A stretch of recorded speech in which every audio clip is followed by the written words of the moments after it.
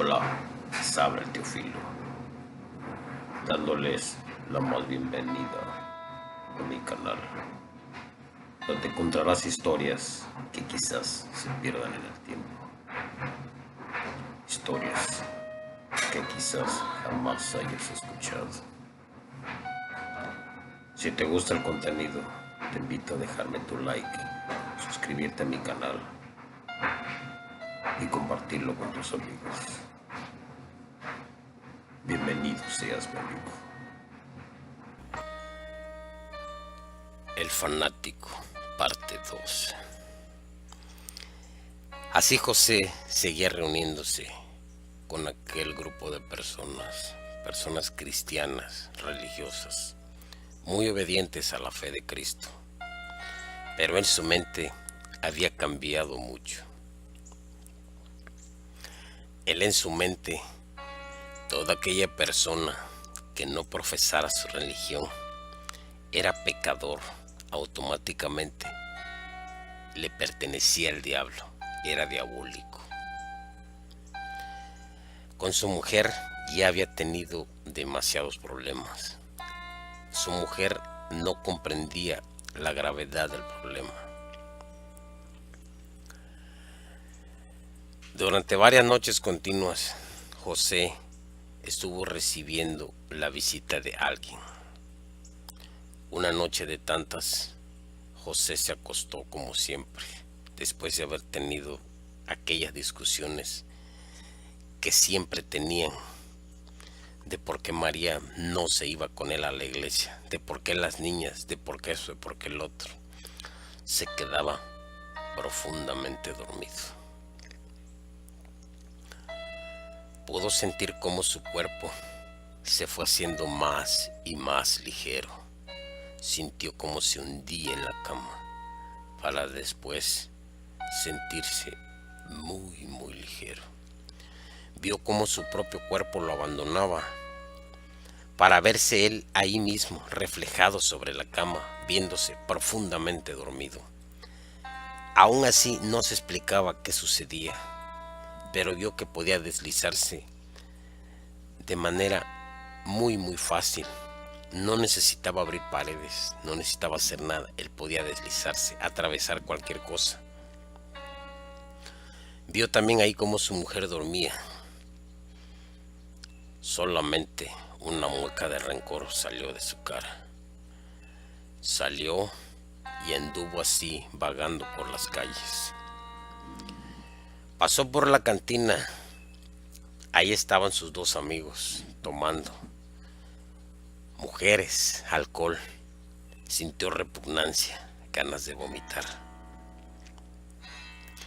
Se metió a uno de los cuartos. Vio como aquellas mujeres por dinero entregaban caricias a hombres borrachos. Hombres realmente que daban asco de mirarlos. Aquello era una putrefacción completa. Él salió vomitando de ahí. Así siguió vagando por las calles. Veía pecado, decía él en su mente. Todo esto tiene que parar, decía. Señor, ¿qué debo hacer? ¿Qué debo hacer? Una sombra se le acercó y le decía: hijo mío, todo esto que ves aquí, tú eres el elegido para arreglarlo. Cada uno de estos pecadores deben de morir. Así anduvo vagando, mirando gente tomando, drogándose, teniendo sexo por placer, por dinero. El hombre estaba asqueado. Su mente solamente pensaba en eso: limpieza, limpiar del pecado. La humanidad estaba podrida, decía él. No puede ser. Así, después de un buen rato, regresaba a su casa y ahí veía su cuerpo aún, volviendo a ver a su mujer. La sombra estaba ahí, al lado de él. Le decía: también ella es pecadora, hijo mío. Tienes que hacer algo. Finalmente regresó a su cuerpo y, como si fuera un mal sueño, despertó justo al amanecer. Se fue a trabajar, pero aún tenía aquel sueño lúcido, nítidamente. Fue así por la tarde cuando regresó y se reunió con sus amigos, sus hermanos, a los que él llamaba de religión, y les decía: hermanos, tuve una revelación, el cual por la noche yo vi cómo cada persona anda haciendo mal. La vecina anda engañando a su marido con un señor que vive allá en la otra cuadra. La hija de la señora que vive enfrente anda por ahí con uno y con otro, teniendo sexo a placer. Eso es pecado, viven en pecado. También esas de la cantina solamente dan mal aspecto y son pecadoras. Algo tenemos que hacer. A lo cual le decían: hermano, no se exalte. Solamente lo único que podemos hacer es hablar con ellos e invitarlos a que escuchen la palabra de Dios. Acuérdese que usted también era de ellos. Pues sí, pero ya estoy aquí, ya soy de Cristo. Cristo me ha limpiado. Ahora soy un hombre de fe y mírenme, aquí estoy limpio.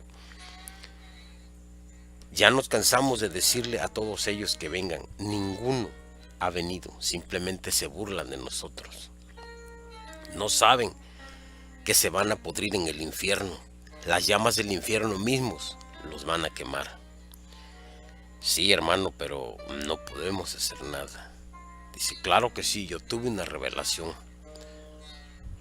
Sí, hermano, la revelación es tratar de hacer que esas personas se entiendan, pero no podemos hacer nada más. Cuando el Cristo decide, a cada una de ellas le llega su hora y les toca el corazón. Y es así como tú llegaste, como yo llegué, como todos llegaron aquí, hermano. No lo sé, hermano, no lo sé. Yo tuve una revelación, pero no me es muy clara aún. Sé que pronto Cristo llegará y me dirá en un sueño qué debo hacer. Así llegaba la noche, volvía a lo de siempre, volvían a tener las mismas discusiones. Aquel hombre volvía a dormirse y como arte de magia volvía a sentir lo mismo. Se veía a sí mismo como su cuerpo lo abandonaba, cómo él podía volar, cómo él podía andar por las calles vigilando, viendo qué personas eran las pecadoras, y así podía ver cada cosa que pasaba ahí sin ser visto, pues él se decía que era un espíritu más, un vigilante más. Así se la pasaba vigilando, viendo qué hacía cada persona al oscurecer. Así habían pasado ya varias semanas. Tenía ahora una gran lista de lo que hacía cada persona, corroborándola una por una en persona durante el día, sabiendo que realmente no era un sueño lo que estaba viviendo, sino más bien estaba teniendo viajes astrales. Él se salía de su cuerpo para poder ir a vigilar. Cristo le había dicho todo eso. Finalmente, aquella sombra que siempre lo seguía cuando tenía sus viajes astrales, finalmente le decía qué es lo que tenía que hacer. Hijo mío, es hora de que hagas lo que tienes que hacer, de que hagas el trabajo para el cual fuiste elegido. Señor, yo hago lo que tú me pidas, por eso estoy aquí. Dime, ¿qué debo hacer? Cada una de estas personas debe de morir. Ya se les dijo que vayan, que se reúnan con nosotros, que sean cristianos, que sean gente de bien. No entienden. Es hora de que mueran. No son dignos de vivir, no son dignos de Cristo. Así que a partir de mañana en la noche, cuando todos se duerman, tú serás el encargado de la limpieza. Y así regresaba otra vez a su cuerpo, no sin antes mirar a su mujer ahí, dormida, muy tranquila, mientras él le decía: maldita pecadora, pagarás, porque el Cristo ha visto que tú no eres digna de vivir. Así amanecía. Aquel hombre ya tenía la lista. Aquel ente ya le había dicho quién era el primero, cómo le iba a hacer. Así finalmente llegaba la noche. Se acostaba, hacía como que se dormía. Y cuando su mujer dormía profundamente, sigilosamente él vestía de negro.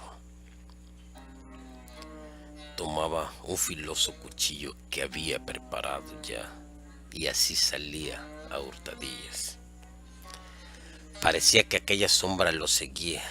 Ahora no era un viaje astral, ahora era real. Así se fue a la cantina, esperando allí agazapado. Pronto vio cómo un hombre salía tambaleando. Era el primero de la lista. Sin más ni más, así como estaba, llegó, sacó un pañuelo, sacó un líquido que traía en su bolsa, mojó aquel pañuelo y pronto se abalanzó sobre aquel hombre. Realmente estaba borracho aquel hombre, apenas si podía mantenerse de pie. Así que no le fue difícil batallar con él. Aquel hombre, en su estado etílico, simplemente se desvanecía. Le había aplicado cloroformo. Lo subió al carro, lo sentó en el asiento de adelante, lo amarró como si fuera un pasajero más y lo llevó lejos, muy lejos de ahí, afuera de la ciudad. Ya estando allá, en un lugar abandonado, sin piedad alguna, lo agarró por los cabellos, le cortó la cabeza, decapitándolo. Mirando aquella cabeza que nunca se dio cuenta que había muerto, mirando la cabeza, alzó y le dijo: Cristo ha empezado la limpieza.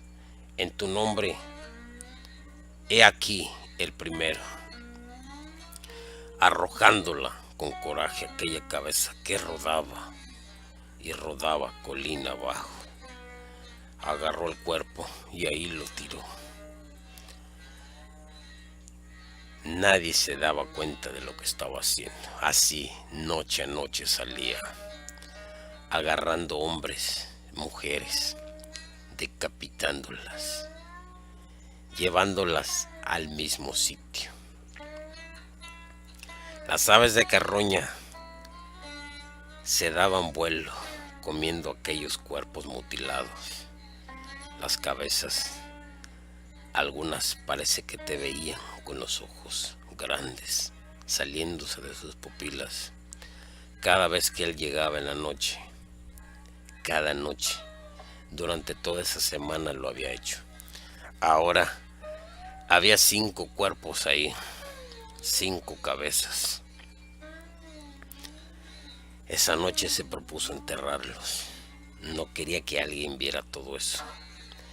La barranca era un lugar que nadie visitaba. De alguna forma, aquel ente lo protegía. Aquel ente al que él llamaba el Señor, al que él creía que era Cristo, aquel que lo empujaba a hacer aquellas maldades.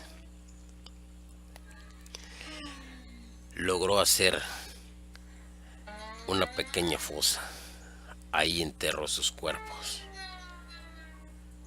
los tapó y regresaba a su casa como si nada. A la mañana siguiente seguía su vida como de costumbre.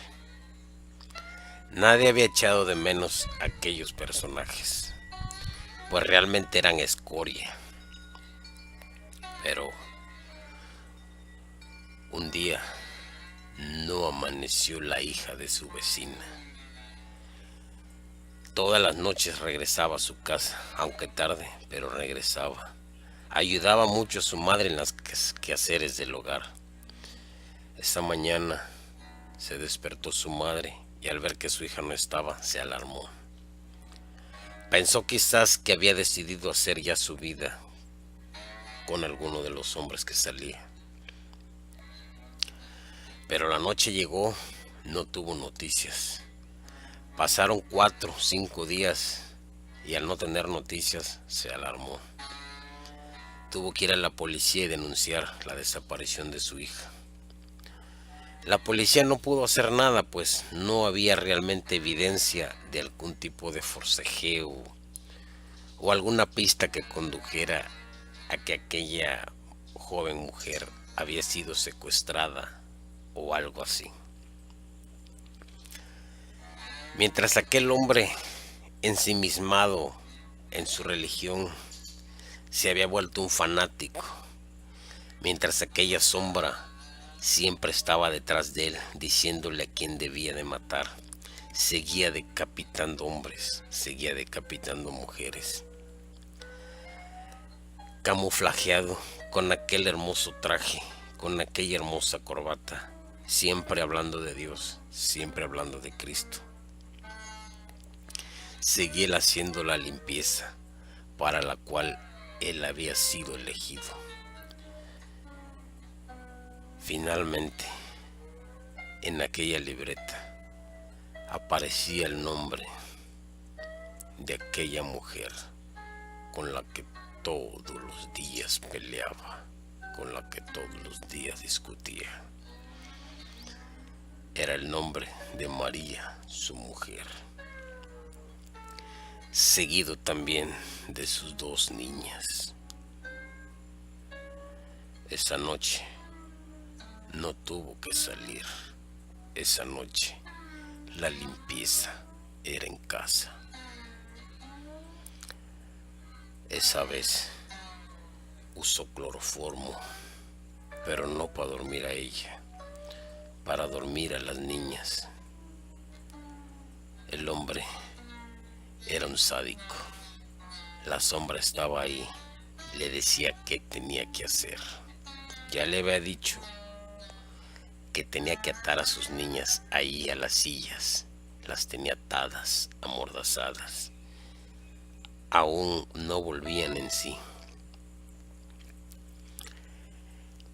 La sombra le decía que golpeara a su mujer, que no necesitaba dormirla, porque tenía que sentir en carne propia el pecado. Tenía que pagar por sus culpas.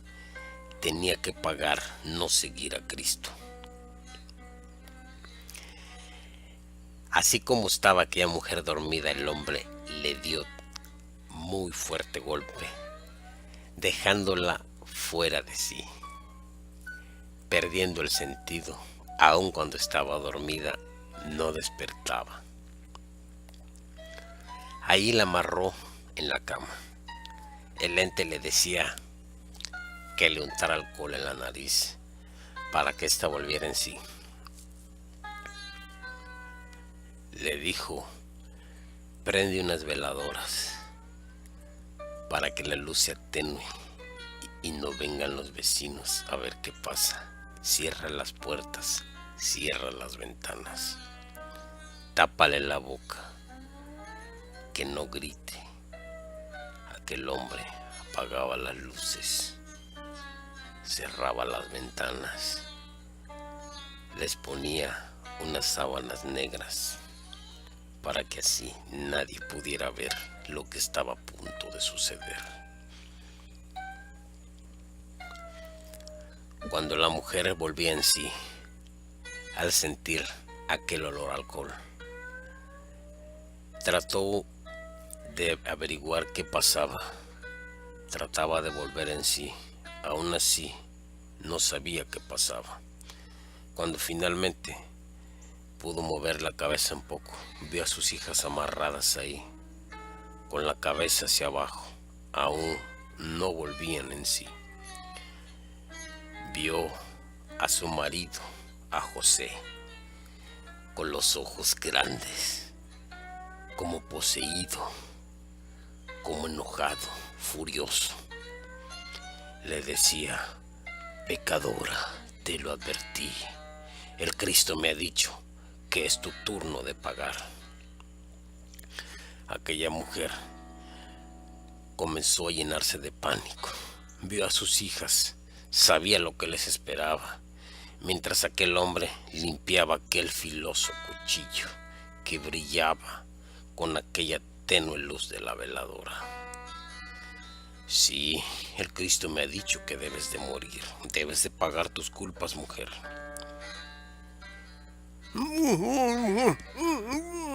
Simplemente es lo único que la mujer hacía. Trataba de hablar, pero aquel pañuelo metido en su boca no le dejaba salir voz alguna. En su mente le decía: José, por favor, para. Tú nos quieres, tú sabes que no está bien, no es Cristo el que dice que hagas esto.